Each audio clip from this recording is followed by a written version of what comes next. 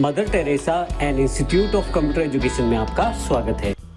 आइए इस सेशन में हम बात करेंगे फाइल टैब के बारे में। फाइल टैब पे क्लिक करें तो आपके पास काफ़ी सारी कमांड्स अवेलेबल हैं। आइए अब बारी बारी से हम इन कमांड्स की जानकारी लेते हैं। सबसे पहले आपके पास यदि ध्यान दें तो मेरे पास यहाँ पे डॉक्यूमेंट लिखा आ रहा है ऊपर टाइटल बार पे। अभी मैंने इस डॉक्यूमेंट को सेव नहीं किया है। यदि आप अपनी कोई फाइल सेव करना चाहते हैं तो उसके लिए फाइल पे जाएं और सेव कमांड पे क्लिक करें। जैसे ही आप क्लिक करेंगे आपके पास यहाँ पे एक save as dialog box available हो जाएगा, जिसमें यदि आप ऊपर की तरफ यहाँ क्लिक करें तो आपको जानकारी मिलेगी आप कहाँ पे हैं इस वक्त।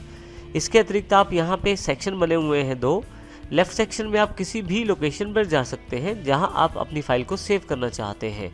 इसके अतिरिक्त जैसे डेस्कटॉप या डॉक्यूमेंट्स पे, मैं यहाँ डॉक्यूमेंट्स पे अपनी फाइल सेव करना चाहता हूँ। आप राइट हैंड साइड पे देख सकते हैं कि डॉक्यूमेंट में पहले से कुछ फाइल और फोल्डर अवेलेबल है।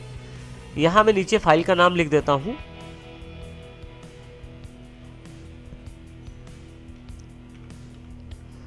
और यहाँ मैं इसको सेव पे क्लिक कर देता हूँ। जैसे ही सेव पे क्लिक करता हूँ मेरी फाइल यहाँ सेव हो जाएगी। यदि आप ऊपर की तरफ देखें तो यहाँ पे नाम अवेलेबल हो गया है। अगर मैं इसमें कुछ भी चेंज करता हूँ, जैसे मान लीजिए इस पिक्चर को मैं डिलीट कर देता हूँ या कुछ कलर सेटिंग चेंज कर देता हूँ, तो मुझे दोबारा जब फाइल पे सेव करूँगा तो मेरे से नाम नहीं पूछा जाएगा। यहाँ देखें, क्योंकि मैं फाइल को ऑलरेडी सेव कर चुका हूँ, बस मुझे ये नई चेंजेस को सेव करना है उसमें। इस तरह से आप सेव का प्रयोग कर सकते हैं। इसी के साथ यदि आप इस फाइल का एक डुप्लीकेट बनाना चाहते हैं तो सेव एज प्रयोग कर सकते हैं। सेव एज पे जाएं, यहाँ अपनी लोकेशन का चुनाव करें, कहाँ आप अपनी फाइल को रखना चाहते हैं, फाइल का नाम दें।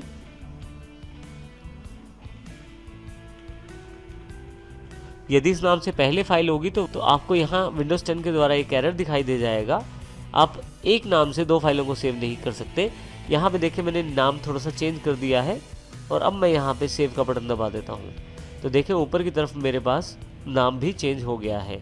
पहले से बनी हुई किसी फाइल को खोलना है तो अब हम उसकी प्रक्रिया देखते हैं। यदि हम पहले से बनी हुई कोई फाइल खोलना चाहते हैं तो वो भी खोल सकते हैं। उसके लिए फाइल पर ओपन कमांड पर जाएं। ओपन पे यदि आप यहाँ ध्यान से देखें तो पहले से रीसेंट डॉक्यूमेंट्स अवेलेबल हैं। इनमें से कोई भी पहले से रीसेंट डॉक्यूमेंट जो आप प्रयोग कर चुके हैं उसको खोल सकते हैं। जैसे मैं सैंपल वाले पे क्लिक करता हूँ तो सैंपल वाला मेरे पास ओपन हो जाता है। इसके अतिरिक्त यदि मैं जब ओपन पे क्लिक करता हूँ तो एक डायलॉग बॉक्स भी अवेलेबल हो जाता है ओपन बॉक्स के रूप में। ओपन कमांड पर जाएं, अपनी लोकेशन का चुनाव करें जहाँ आपने वो फाइल रखी हुई है। जैसे मैंने डॉक्यूमेंट्स में ही फाइलें रखी हुई हैं और यहाँ पे आप उस फाइल के नाम को चुनें। जैसे यहाँ सैंपल को चुन लेता हूँ और ओपन कर लें। आपके पास वो फाइल ओपन हो जाएगी जो आप खोलना चाहते हैं। फाइल में यहाँ नीचे की तरफ प्रिंट कमांड भी अवेलेबल है। प्रिंट कमांड में आप यदि यहाँ कॉर्नर के एरो बॉक्स पे क्लिक करें तो आप देखेंगे यहाँ पे एक और मेन्यू खुल जाता है। यहाँ सबसे पहली कमांड प्रिंट की है। प्रिंट पे क्लिक करते ही आप यहाँ से प्रिंट की सेटिंग्स कर सकते हैं अपने डॉक्यूमेंट के लिए। सबसे ऊपर आप प्रिंटर को सिलेक्ट करते हैं। उसके पश्चात आप यहाँ जानकारी दे सकते हैं कि कितने पेज आप प्रिंट करना चाहते हैं। ऑल का अर्थ है सभी पेजेस, और अगर बीच बीच में से पेजेस चाहते हैं तो आप यहाँ पे उस पेज की रेंज भी दे सकते हैं। जैसे मैं 1 से लेकर 5 तक पेज चाहता हूँ प्रिंट करना तो 1 से 5 तक मैं रेंज दे सकता हूँ। यदि मैं बीच बीच में से कोई पेज चाहता हूँ तो उसके लिए कॉमा का यूज़ कर सकता हूँ। जैसे पहला, तीसरा और उसके बाद छठा पेज प्रिंट करना चाहता हूँ। इसके अतिरिक्त आप यहाँ नंबर ऑफ़ कॉपीज़ भी बढ़ा सकते हैं। अप्लाई करने के पश्चात प्रिंट बटन पे क्लिक करेंगे तो आपके पास प्रिंटिंग इस सेटिंग्स के साथ अवेलेबल हो जाएगी। अभी मैं इसे कैंसिल कर देता हूँ। नेक्स्ट कमांड प्रिंटर में क्विक प्रिंट की है। क्विक प्रिंट करते ही आपने जो सेटिंग्स की है उसके आधार पर डायरेक्टली प्रिंटिंग शुरू हो जाएगी। इसमें सेटिंग नहीं करनी पड़ती और प्रिंटिंग आपकी डायरेक्टली अवेलेबल हो जाती है। जो सेटिंग्स आपने पहले की हैं उनके आधार पर ये आपको प्रिंटिंग अवेलेबल करवा देता है। इसी तरह से प्रिंट प्रीव्यू से आप देख सकते हैं कि आपका डॉक्यूमेंट प्रिंट करने के बाद कैसा दिखाई देने वाला है। जैसे मेरे पास यहाँ पे आप देखेंगे कि मार्जिन दिखाया गया है लेफ़्ट, टॉप, राइट और बॉटम से। यहाँ नीचे पेज नंबर दिया गया है। तो इस तरह से मेरा ये पेज प्रिंट होगा। मैं यहाँ से कुछ चीज़ों की सेटिंग कर सकता हूँ पेज सेटअप के द्वारा। आप ऊपर की तरफ देखें तो प्रिंट प्रीव्यू के नाम से एक टैब अलग से अवेलेबल हो गई है जिसमें प्रिंट, जूम, प्रीव्यू और क्लोज काफ़ी सारे सेक्शन हैं। प्रिंट से मैं वही सेटिंग कर सकता हूँ जो मैं वहाँ प्रिंटिंग के लिए सेटिंग कर रहा था। फिर से वापस मैं यहाँ से प्रिंट प्रीव्यू में आ जाता हूँ।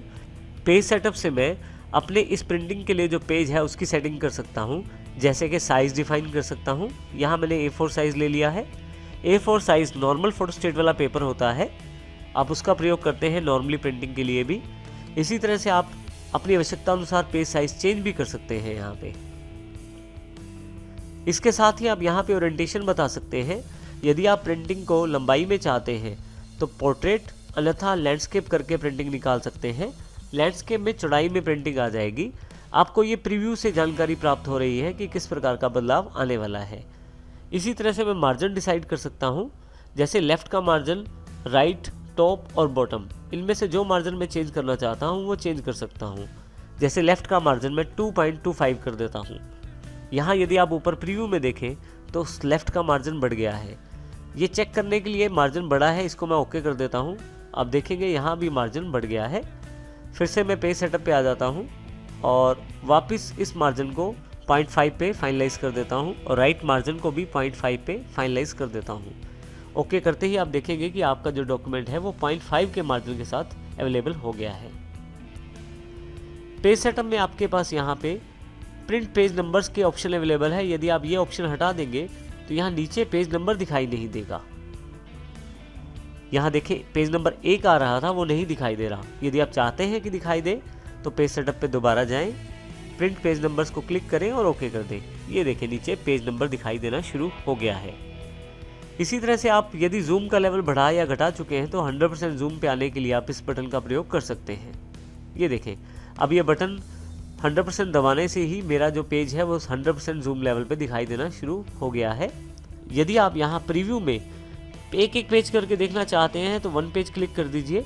आपके पास एक पेज यहाँ दिखाई देगा प्रीव्यू के रूप में, और नेक्स्ट पेज करते ही दूसरा पेज, फिर तीसरा, और अगर प्रीवियस पेज करेंगे तो पिछले पेज को देख सकते हैं। परंतु यदि 2 पेजेस इकट्ठा सेलेक्ट कर लेते हैं तो एक साथ आप 2 पेजेस का प्रीव्यू देख सकते हैं और नेक्स्ट करके अगले 2 का, और इसी तरह से फिर अगले 2 का। तो इस प्रकार आप इन 1 पेजेस 2 पेजेस के साथ प्रीव्यू के इन दोनों एरो बटन्स का प्रयोग करके नेक्स्ट और प्रीवियस पेज को देख सकते हैं। यदि मैं इस प्रिंट प्रीव्यू सेक्शन को बंद करना चाहता हूं तो क्लोज प्रिंट प्रीव्यू पे क्लिक करूंगा, मेरे पास ये सेक्शन क्लोज हो जाएगा। वापस फाइल पे आते हैं। आप पेज सेटअप यहाँ से भी कर सकते हैं। ये वही सेटअप है जो हमने प्रिंट प्रीव्यू के अंतर्गत किया है।